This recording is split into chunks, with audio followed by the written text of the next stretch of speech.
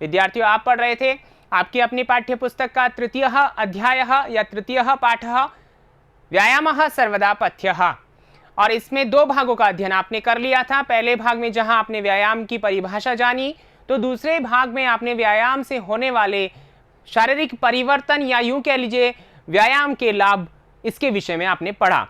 और इस भाग में विद्यार्थियों हम पढ़ने वाले हैं चतुर्थ पंचमौ श्लोकौ, चौथा और पांचवा श्लोक, यानी कि अब तक हमने 3 श्लोकों का अध्ययन कर लिया 2 भागों में।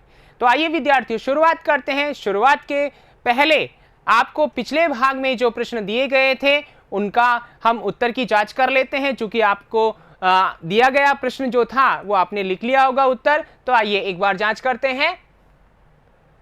पहला जो आपका दूसरा श्लोक था, ठीक है ना, यहाँ 2 श्लोकों को पढ़ाया गया था, तो पहले श्लोक के रूप में दूसरा था, तो इसका प्रश्न बना कि गात्राणाम सुविभक्तता केन प्राप्यते, यानी शरीर की सुविभक्तता या सुंदरता किससे प्राप्त होती है। तो यहाँ किससे हुई है? व्यायाम से। तो ये आपका उत्तर हो गया, एक पद में पूछा था। गौरवम इति पदस्य विपरीतार्थक पदम, विपरीत का मतलब है विलोम, विलोम पूछा है यहाँ से। तो यहाँ विलोम जो पूछा है वह, ठीक है ना, चुन करके आपको लिखना था यहाँ से। तो यहाँ लाघवम जो है वह क्या है? गौरवम का विलोम है, ठीक है। फिर है आभा इति पदस्य कृते समानार्थकम पदम, यानी कि पर्याय, क्या है? पर्यायवाची शब्द लिखना था, तो आभा का कांति ही, ठीक है ना, बहुत सरल था। आइए आगे चलते हैं। आगे देखिए, व्यायामात किम उपजायते, व्यायाम से क्या उत्पन्न होता है? पूरे वाक्य में उत्तर देना है। तो देखिए क्या क्या, श्रम, क्लम, पिपासा, उष्ण, शीतादीनाम, सहिष्णुता, परमम आरोग्यम च व्यायामात उपजायते, ठीक है, यही आपका उत्तर हो गया ना। फिर आगे देखिए, सहिष्णुता इति पदस्य क्रियापदम चित्वा लिखत, यहाँ पर ये कर्ता के रूप में है, तो इसका क्या लिखना था? क्रिया। तो सहिष्णुता उत्पन्न होती है, तो उपजायते ये हमारी क्या हो जाएगी? क्रिया। तो ये उत्तर भी हो गया। आगे देखिए, चापी इति पदस्य संधि विच्छेदम कुरुता, चापी इसका संधि विच्छेद करना, च धन अपि, ये दीर्घ संधि का उदाहरण था। हमने यहाँ पर दीर्घ संधि लिख दिया, हालांकि पूछा नहीं है, लेकिन फिर भी आपको पता होना चाहिए, ठीक है। आइए आगे चलते हैं।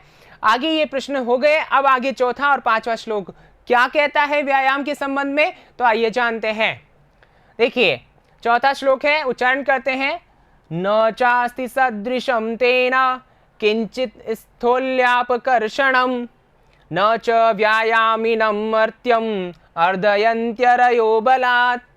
आप यहां इसका अर्थ देखते हैं। आइए विद्यार्थियों, न यानी नहीं, चास्ति यानी च अस्ति, च और अस्ति, ठीक है ना, यानी कि नहीं है। क्या नहीं है? सदृशम यानी समान, तेन यानी उसके समान नहीं है। किसके समान? किसकी बात कर रहे हैं? किसके विषय में पाठ पढ़ रहे हैं हम? व्यायाम के विषय में। तो व्यायाम के समान नहीं है। किंचित, किंचित का मतलब है कुछ, किंचित का मतलब है कुछ। स्थूल्यापकर्षणम, स्थूल्यापकर्षणम, ठीक है ना, मतलब स्थूल्य कहते हैं मोटापे को, और अपकर्षणम यानी दूर करना, मोटापे को दूर करना, ठीक है ना, ये मोटापा दूर होना, ठीक है ना, किसके द्वारा संभव है? व्यायाम के द्वारा। तो यहां पर कहा है कि मोटापा दूर करने का जो कारण है, जो तरीका है जिसके द्वारा मोटापा दूर किया जा सकता है, वह व्यायाम के सिवा कोई और नहीं है, या उसके समान कोई दूसरा इलाज नहीं है। अतः हमें क्या करना चाहिए? व्यायाम करना चाहिए। जो व्यक्ति मोटे हैं, ठीक है ना, पीनता को लिए हुए हैं, ऐसे व्यक्तियों को व्यायाम अवश्य करना चाहिए, ठीक है, ये कह रहा है यहां पर। आगे देखिए क्या कहता है। न च, न यानी नहीं, च यानी और कह रहा है क्या? व्यायामिनम, व्यायाम करने वाले को, या जो व्यायाम करता है निरंतर, ऐसे व्यक्ति को। मर्त्यम यानी मृत्यम का मतलब मनुष्यम, यहां पर देखिए कैसे, मर्त्यम, और आगे है इसमें जो है म में अ निकला, और आगे द है, अर्धयन्ति। फिर आगे यहां पर देखिए य को ई कर दिया, तो अरयः, अरय यानी कि शत्रु, ठीक है ना, रिपवः, शत्रवः, ये है इसके पर्याय। तो जो शत्रु होते हैं वे अर्धयन्ति यानी कि आक्रमण करते हैं, नुकसान पहुंचाते हैं, रोग को लेके आते हैं। ठीक है, ऐसा समझ लीजिए। किसको? मर्त्यम यानी कि मनुष्य को, अर्धयंती यानी कि मतलब अपने अंदर समेट लेना या नुकसान पहुंचा देना। ठीक है ना, मसल देना, ऐसा भी आप कह सकते हो। तो यहां पर है कौन? अरय यानी शत्रु जो है, अर्धयंती यानी कि अर्धयंती मतलब मसलते हैं, नुकसान पहुंचाते हैं। न यानी नहीं, नहीं पहुंचाते। मर्त्यम यानी मनुष्य को। कैसे? बलात्, बलपूर्वक, यानी कि जो व्यायाम करने वाला व्यक्ति है उसको बलपूर्वक शत्रु भी नहीं मिटा सकते, नहीं नुकसान पहुंचा सकते, ऐसा यहां पर बताया गया है। समझ में आ गया ना विद्यार्थियों? तो यहां कहा है, दो बातें कही हैं कि जो व्यायाम करने वाला व्यक्ति है उसको शत्रु भी नुकसान नहीं पहुंचा सकते, और दूसरा जो मोटापा है उसको व्यायाम के द्वारा ही दूर किया जा सकता है, इसके सिवा कोई और दूसरा उपाय नहीं है। ठीक है, समझ में आ गया? तो आइए आगे चलते हैं। आगे देखिए कठिन शब्दार्थ। सदृशम यानी समानम यानी समान, स्थौल्यम यानी पीनता, मोटापा, अपकर्षणम दूरीकरणम, दूर करना, कम करना, मर्त्यम यानी मनुष्य, मनुष्य को, अर्धयंती यानी अर्धनम कुर्वंती, कुचल डालते हैं, मसल डालते हैं, नुकसान पहुंचाते हैं। ठीक है ना, दबा देते हैं। अरयः शत्रवः, शत्रुगण। ठीक है ना। आगे देखिए इसका अन्वय है तेन यानी व्यायामेन, उस व्यायाम के द्वारा। ठीक है ना, उस व्यायाम के द्वारा।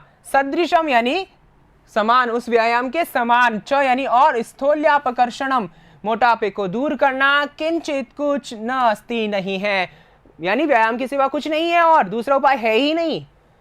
व्यायामिनम मर्त्यम, जो व्यायाम करने वाला इंसान है, व्यक्ति है, उसको शत्रु भी, च यानी और, बलात् यानी बलपूर्वक, न अर्धयंती नहीं कुचल डालते, यानी कि नुकसान नहीं पहुंचा सकते। ठीक है, भावार्थ कहते हैं यहाँ पे, आचार्येण लिखितम अस्ति यत् व्यायामेन सदृशम अन्यः कोऽपि नास्ति येन शरीरस्य पीनतायाः दूरीकरणं भवति। यह व्यायामिनं भवति तं जनम अरयः बलपूर्वकम अपि न नाशयन्ति इति भावः। ठीक है, अर्थात आचार्य के द्वारा लिखा गया है कि व्यायाम के द्वारा या व्यायाम के समान अन्य दूसरा कोई भी नास्ति नहीं है, जिसके द्वारा शरीर की पीनता, जो मोटापा है, उसको दूर किया जा सके।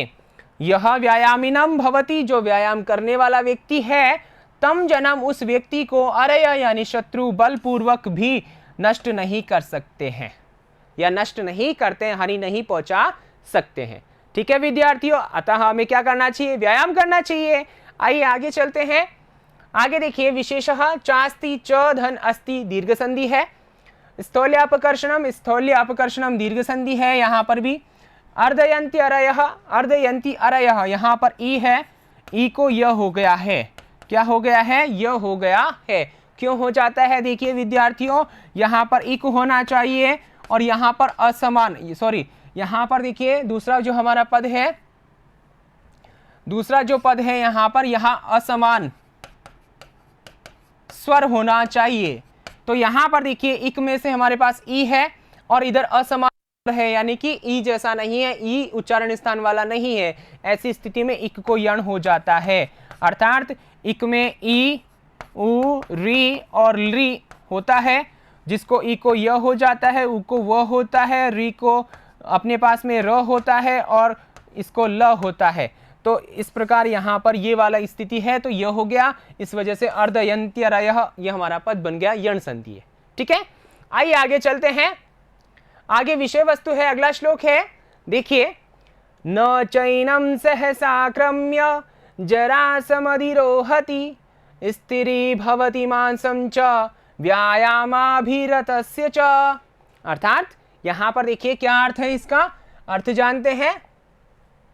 न यानी नहीं, चैनम, च एनम, ठीक है, च यानी और, ये उस पिछले श्लोक से जुड़ा हुआ है। ठीक है ना, तो जुड़ा हुआ है इसका मतलब, और एनम, इसको किसको? जो व्यायाम कर रहा है, व्यायामिनम, या व्यायाम करने वाले व्यक्ति को। ठीक है ना, नहीं, न यानी नहीं, जरा यानी बुढ़ापा, जरा यानी बुढ़ापा। ठीक है ना, सहसा आक्रम्य, सहसा यानी अचानक, आक्रम्य यानी आक्रमण करके, ठीक है ना। जो बुढ़ापा है वो अचानक आक्रमण करके समधिरोहति ग्रहण कर लेता है, आ जाता है। मतलब जो व्यक्ति व्यायाम कर रहा होता है निरंतर, ऐसे व्यक्ति के पास बुढ़ापा जो है वो जल्दी से नहीं आता है, ठीक है ना। न लिखा ना यहाँ पे, तो न यहाँ इससे कनेक्ट होगा, न समधिरोहति यानी कि उसको ग्रहण नहीं करता है, उसके पास नहीं जाता है, ठीक है ना। किसको? जो व्यायाम कर रहा होता है, और जो व्यायाम नहीं कर रहा होता है वो जवान होते हुए भी बूढ़ा नजर आता है, ठीक है। क्योंकि पहले श्लोक में ही अपने पास में लाभ बताया था, दूसरे श्लोक में क्या कि व्यायाम से कांति आती है, चमक आती है शरीर पर, ठीक है ना। तो व्यायाम करोगे तो बुढ़ापा आएगा ही नहीं, बूढ़े लगोगे नहीं, ठीक है।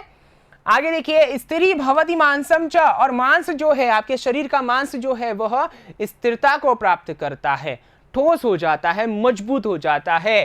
कैसे व्यक्ति का? व्यायामाभिरतस्य च, यानी जो व्यायाम में निरंतर लगा हुआ है, ऐसे व्यक्ति का मांस जो है वह ठोस हो जाता है, मजबूत हो जाता है, बलिष्ठ व्यक्ति हो जाता है वह जो व्यायाम करता है। तो यहां पर क्या बताया गया? यहां बताया गया कि जो व्यायाम कर रहा है, एनम यानी ऐसे व्यक्ति को जो व्यायाम कर रहा है उसको अचानक बुढ़ापा आकर के घेरता नहीं है, उसको बुढ़ापा जल्दी नहीं आता। और साथ ही जो व्यायाम में लगा हुआ है निरंतर, उसका जो मांस है शरीर का वो भी स्थिरता को प्राप्त कर लेता है, ठीक है ना। समझ में आ गया होगा। तो आइए आगे चलते हैं। आगे देखिए शब्दार्थ, सहसा आक्रम्य, अकस्मात आक्रम्य, अचानक आक्रमण करके। जरा वार्धक्यम बुढ़ापा, समधिरोहति आगच्छति प्राप्त होता है, स्थिरी भवति स्थिरः भवति स्थिर होता है, अभिरतस्य संलग्नस्य तल्लीन होने वाले का, ठीक है। आइए आगे चलते हैं। आगे देखिए अन्वय, एनम व्यायामिनम, एनम व्यायामिनम च जरा सहसा क्रम्य न समधिरोहति व्यायामाभिरतस्य जनस्य च मांसम स्थिरी भवति। अर्थात जो व्यायाम करने वाला व्यक्ति है, यह उसका जरा यानी बुढ़ापा उसको सहसा क्रम्य अचानक आक्रमण करके न समधिरोहति नहीं घेरती है, अर्थात उसे बुढ़ापा नहीं आता। व्यायामाभिरतस्य जनस्य च, और व्यायाम करने वाले व्यक्ति को या उसका जो मांस होता है, शरीर का मांस होता है, वह स्थिरी भवति स्थिरता को प्राप्त होता है, ठीक है। आगे देखिए भावार्थः, अत्र आचार्य स्पष्टयति यत् यः जनः प्रतिदिनं व्यायामं करोति सः शीघ्रं वृद्धः न भवति, तथा च तस्य व्यायाम संलग्नस्य मांसं स्थिरतां प्राप्नोति, अतः सदा प्रत्येकेन जनेन व्यायामः करणीय। क्या कह रहे हैं यहाँ पर? देखिए, अत्र आचार्य स्पष्टयति, स्पष्ट कर रहे हैं कि यह जना जो व्यक्ति रोजाना व्यायामं करोति, व्यायाम करता है, सह वह शीघ्रं वृद्धं न भवति, शीघ्र वृद्ध नहीं होता है, तथा च और तस्य व्यायाम संलग्नस्य, उसके यानी कि जो व्यायाम में संलग्न है ऐसे व्यक्ति का मांसम यानी मांस स्थिरतां प्राप्नोति, स्थिरता को प्राप्त करता है। अतः इसीलिए सदा हमेशा प्रत्येकेन जनेन, प्रत्येक व्यक्ति के द्वारा व्यायामः करणीय, व्यायाम किया जाना चाहिए। व्यायाम करने से शरीर का मांस स्थिर होता है, बुढ़ापा पास में नहीं आता, इसलिए व्यायाम करना चाहिए, ठीक है ना विद्यार्थियों। अच्छे से समझ में आ गया आपको। तो आइए आगे चलते हैं। आगे देखिए विशेषः, विशेष यहाँ पर क्या है? इस श्लोक से संबंधित चैनम यानी कि च एनम वृद्धि संधि है, अ और ए जो है ऐकार हो गया है यहाँ पर। सहसाक्रम्य, सहसा आक्रम्य यहाँ दीर्घ संधि है। प्रत्यय आक्रम्य, आंग उपसर्ग है, क्रम धातु और ल्य प्रत्यय है, आक्रमण करके। समासः व्यायामाभिरतः, व्यायामे अभिरतः इति व्यायामाभिरतः सप्तमी तत्पुरुष समास है, ठीक है। आइए आगे चलते हैं। आगे आपके पास में है भावबोध प्रश्नानि, दो श्लोक आपने जो पढ़े हैं, चौथा और पांचवा। चौथे श्लोक से संबंधित प्रश्न यहाँ पर हैं आपके, तो आप इनको लिखिए उत्तर पुस्तिका में और इनके उत्तर भी लिखिए। तो पहला प्रश्न क्या है विद्यार्थियों? केन सदृशम किंचित नास्ति, एक पदेन, एक पद में उत्तर लिखना है। दूसरा है स्थौल्यापकर्षणम केन भवितुम शक्यते, एक पद में लिखना है। तीसरा है अरयः कम न अर्दयन्ति, पूर्ण वाक्य में लिखना है। आइए आगे चलते हैं। आगे है शत्रवः इति पदस्य कृते पद्यांशे किम पदम प्रयुक्तम। ठीक है। पांचवा है अर्दयन्ति इति क्रियापदस्य कर्तृपदम लिखत। और आगे है अगले श्लोक से संबंधित 5वें श्लोक से, जरा कम सहसा क्रम्य न समधिरोहति एक पदेन, कस्य मांसम स्त्री भवति एक पदेन, चैनम इत्यस्य पदस्य संधि विच्छेदम कुरुता। और अगला है जरा इति कर्तृपदस्य क्रियापदेन अन्वयम कुरुता। ठीक है विद्यार्थियों, तो यहाँ पर ये 4 प्रश्न 5वें श्लोक से संबंधित है। आप इन प्रश्नों को लिखिए और इनके उत्तर लिखिए और अच्छे से आपको समझ में आ गया होगा कि व्यायाम का अपने जीवन में प्रत्येक विद्यार्थी या प्रत्येक व्यक्ति के जीवन में कितना महत्वपूर्ण स्थान है। व्यायाम के करने से क्या बुढ़ापा नजदीक नहीं आता है, तुरंत अचानक नहीं आता है, और क्या हो जाता है, जो हमारा मांस है शरीर का वह स्थिर हो जाता है। ऐसा हमने यहाँ पर पढ़ा है, इन श्लोकों में पढ़ा है। ठीक है ना। तो इन बातों को ध्यान में रखते हुए व्यायाम को अपने जीवन में अपनाते हुए विद्यार्थियों इस पाठ का आप अच्छे से अध्ययन करें, अपने जीवन में अमल करें। ठीक है ना। आगे अगले भाग के साथ में अगले वीडियो में फिर प्रस्तुत होऊंगा। तब तक के लिए धन्यवाद।